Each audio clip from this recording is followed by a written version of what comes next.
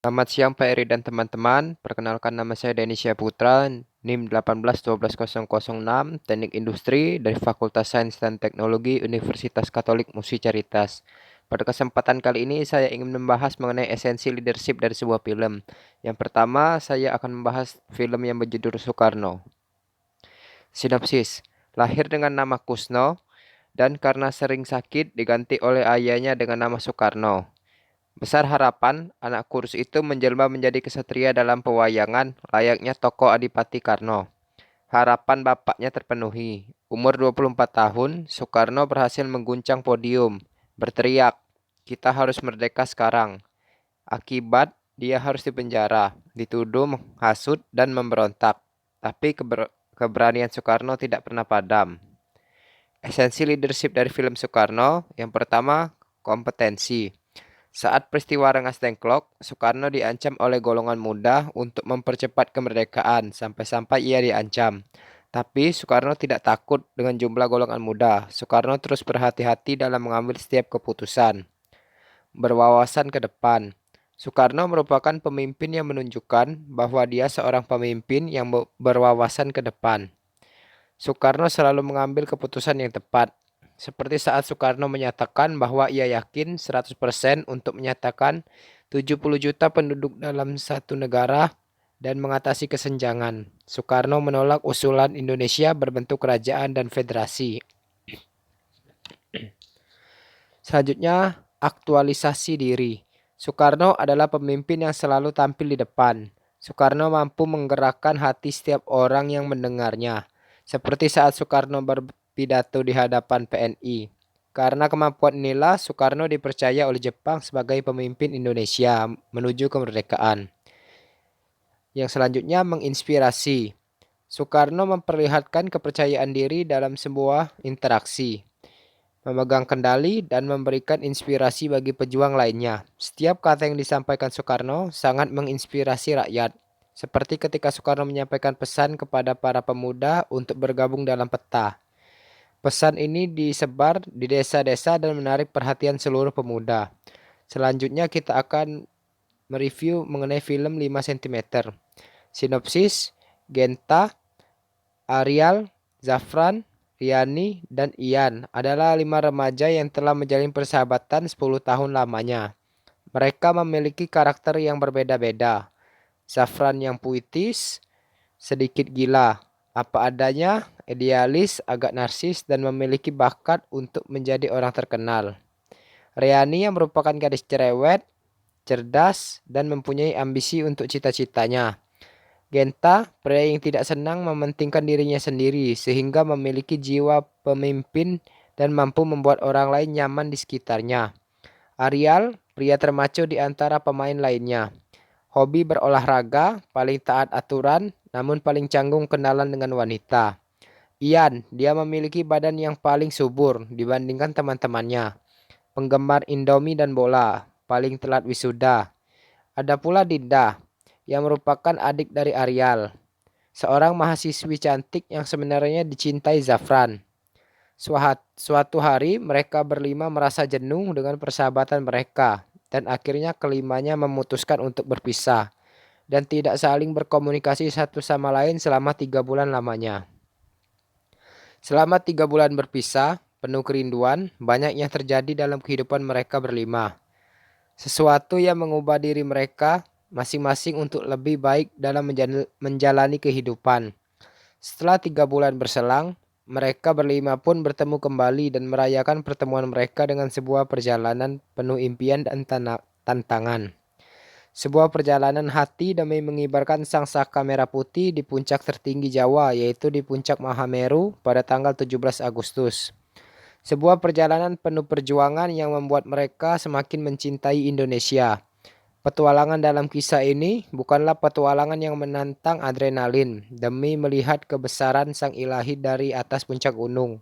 Tetapi petualangan ini juga perjalanan hati. Hati untuk mencintai persahabatan yang erat dan hati yang mencintai negeri ini. Segala rintangan dapat mereka hadapi karena mereka memiliki impian. Impian yang ditaruh 5 cm dari depan kening. Esensi leadership dari film 5 cm. Yang pertama, kesadaran diri.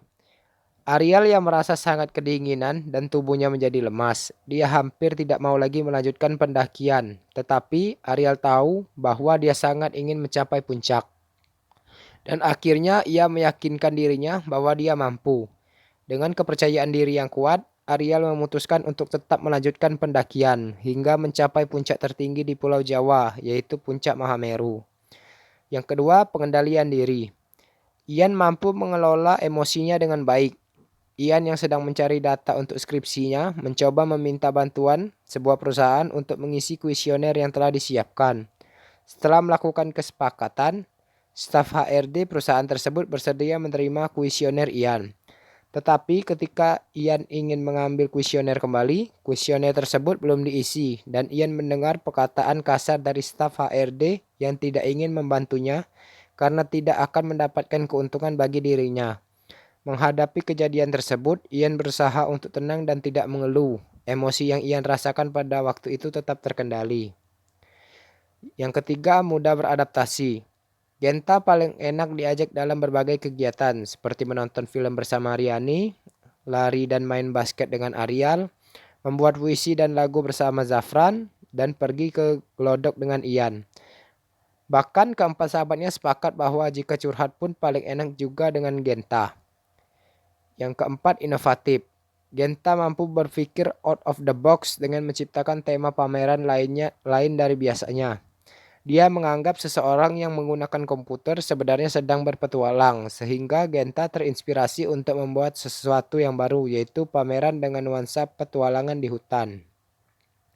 Yang kelima, motivasi.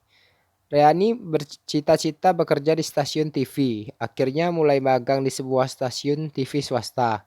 Dia berusaha keras agar dapat diterima di stasiun TV tersebut. Riani bekerja dengan semangat untuk mencapai cita-citanya dan terus belajar agar dapat meningkatkan kinerjanya. Akhirnya setelah 1 bulan magang, Riani diminta untuk memegang liputan. Yang keenam, manajemen konflik. Genta, Riani, Zafran, Ariel, dan Ian yang sedang berdebat siapa yang lebih baik antara pria dan wanita. Padahal mereka sudah pernah membahas hal tersebut. Akhirnya mereka sepakat untuk menyelesaikan perdebatan itu secara terbuka.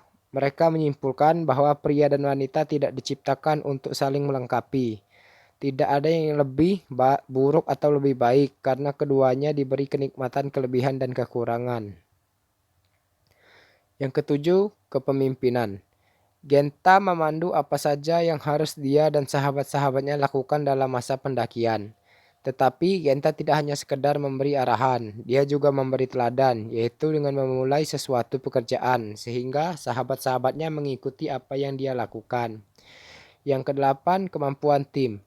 Genta, Zafran, Ian, Riani, dan Dinda yang memberikan perhatian mereka untuk Ariel yang sangat kedinginan. Ian dan Zafran memberikan satu jaket yang mereka pakai untuk Ariel dengan harapan dapat mengurangi dingin yang dirasakan Ariel. Ariel yang merasa badannya sangat lemas dan sakit memutuskan untuk tidak melanjutkan pendakian. Mereka semua memberi semangat dan mendorong Ariel agar tetap melanjutkan pendakian. Semangat Ariel akhirnya muncul. Dia tidak mau menyerah dan dia pasti dapat mencapai puncak Mahameru. Yang kesembilan, tanggung jawab. Genta memesan desain kepada Zafran untuk acara yang diselenggarakannya. Dengan demikian, Zafran memiliki kewajiban untuk menyelesaikan pekerjaan yang diberikan oleh Genta tersebut. Zafran pun bertanggung jawab atas pekerjaannya. Desain yang harus selesai minggu malam sudah jadi 8 styrofoam dan sisa 2 styrofoam lagi akan jadi besok pada hari Minggu. Yang ke-10, bijaksana. Genta mampu memberikan penilaian yang baik dalam suatu peristiwa sehingga dia mampu membuat keputusan yang terbaik. Genta dan teman-temannya baru saja sampai ke Ranupin, desa terakhir yang mereka lewati sebelum melakukan pendakian ke Mahameru. Genta memahami sahabat-sahabatnya masih lelah karena baru saja menempuh perjalanan jauh dari Jakarta menuju Malang. Sehingga Genta memutuskan untuk tidak langsung mendaki. Genta dan sahabat-sahabatnya akan berkemah di Ranupin dan besok baru akan mulai mendaki. Sekian presentasi dari saya, terima kasih.